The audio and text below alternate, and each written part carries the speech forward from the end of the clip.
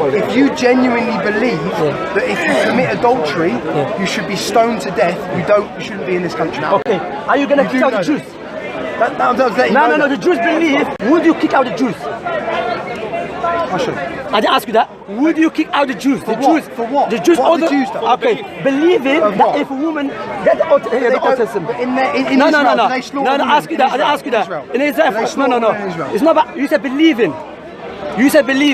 The Jews in this country believe if you commit adultery, you should be stoned to death. Are you going to kick them out? Never seen it. Daniel, I can't smell alcohol. So I just drunk. say that. No. I have respect. Yeah, drink.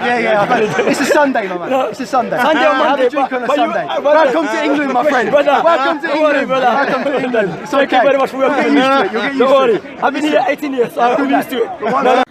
Today I want to discuss with you of what is the punishment according to the Jewish law for adultery. Now, when I'm talking about adultery, what I mean is that when a married woman has a relationship with somebody else. That's what I mean by adultery. I don't mean when a married man has a relationship with somebody else. That's a distinct thing, distinct law. And so I only mean when a married woman has a relationship with somebody else. That's what's called adultery according, throughout the Torah. So according to the laws of Torah, the married woman who willingly had a relationship with another man, according to the laws of Torah, gets the death penalty. If you genuinely believe that if you commit adultery, you should be stoned to death, you shouldn't be in this country. So according to the laws of Torah, the married woman who willingly had a relationship with another man, according to the laws of Torah, gets the death penalty. If you genuinely believe that if you commit adultery, you should be stoned to death, you shouldn't be in this country.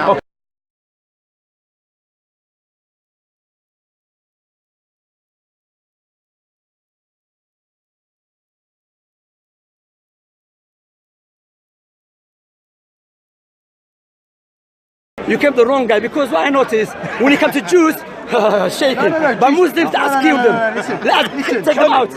So according to the laws of Torah, the married woman who willingly had a relationship with another man, according to the laws of Torah, gets the death penalty. Now the death penalty gets imposed, obviously not by an individual who just is furious about it. The death penalty can only be imposed by the Jewish court. Now, in today's day and age, the Jewish court, for technical reasons, does not have power to do such a thing, so that's why it's not being done. But from strictly speaking, from the Torah point of view, from the Torah law, if the Jewish court did have power today, then they would do this, they would impose this sentence. Now, in order for that to happen, there has to be two witnesses who actually saw the crime, and there had to be a warning, meaning the witnesses had to warn the woman and the boyfriend that what you are doing right now, or you are about to do, has a punishment of death, and if you don't stop it, you're gonna get that death penalty. Now, even though nowadays this is not being done by a Jewish court, because for technical reasons, like I said, the court does not have the power to do so, but still, according to the Torah, that means that this is a huge crime, where the Torah prescribed such a penalty. Now, I was telling this over to my friend once, and he was like very shocked. How is it possible? What a nonsense to give death penalty for adultery. And I just want to kind of explain, I think, the position of the Torah in this case. And the position of the Torah is that something, you gotta put your mind a little bit from the point of view of the Torah. We are raised, a lot of us are raised in the Western society, and therefore we are prone to think that, adultery is not such a crime to be punished by death. Okay, if it's murder or something, but adultery, it's not a big crime. But from the Torah point of view, from God's point of view, adultery is a very, very, very huge crime. When a married woman had a relationship with somebody else, it's a very huge crime, and that's why there's a death penalty involved.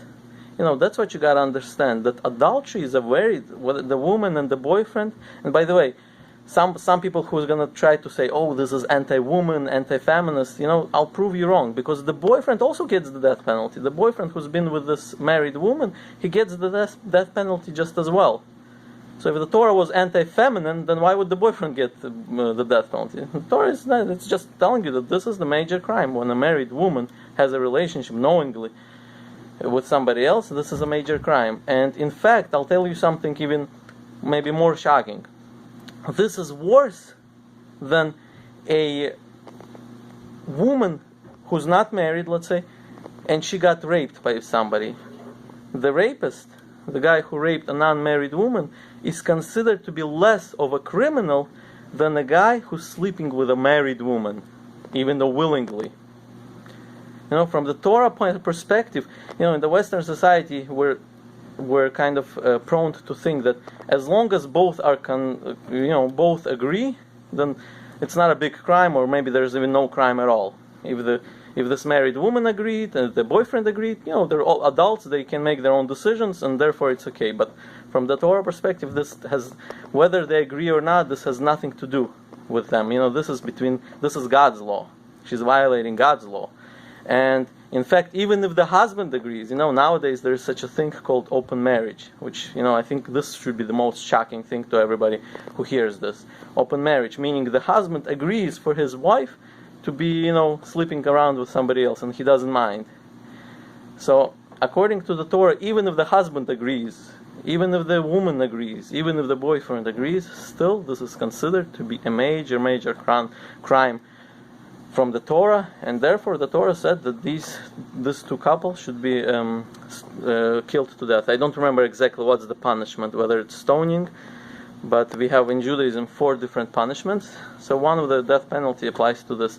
Now, as I mentioned before, if somebody who raped a non-married woman, it's also criminal. I'm not saying that this is good. This guy is a criminal, but this is a less of a criminal than the woman who slept with somebody else, and he's less of a criminal than the boyfriend who slept with a married woman.